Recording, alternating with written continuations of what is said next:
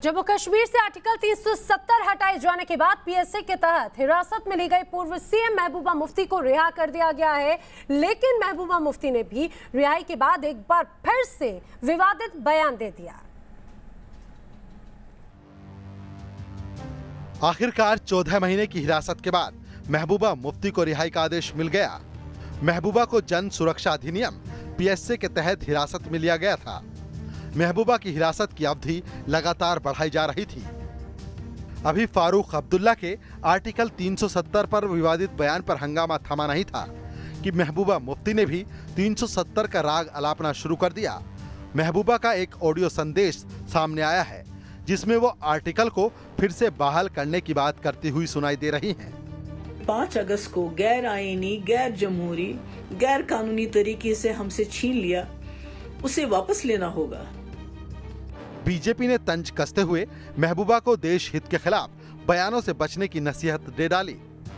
अब ये चाहिए कि महबूबा मुफ्ती भी संयम रखें और देश विरोधी बयान न दे करके एक राष्ट्र की मुख्य धारा में जो वाकई में जम्मू कश्मीर में लोग चाहते हैं कि यहाँ से मिलिटेंसी खत्म हो, उसमें सरकार की सपोर्ट करनी चाहिए, ना कि अपना अलग एजेंडा लेकर के चलना चाहिए।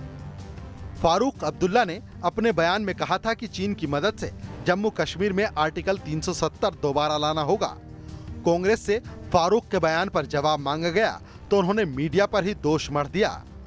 आज जिस तरह से परसों फारूक साहब ने स्टेटमेंट दिया तो मुझे भी आश्चर्य हुआ कि आज जब मैंने उनका स्टेटमेंट देखा, कहा नहीं मैंने ऐसा कुछ नहीं कहा।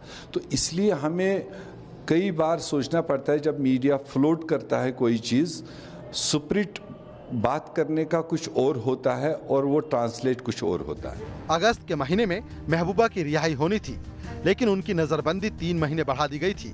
हालांकि नजरबंद किए गए अधिकतर लोगों को छोड़ दिया गया है, लेकिन शर्त है कि राजनीतिक बयान जारी नहीं किए जा सकते।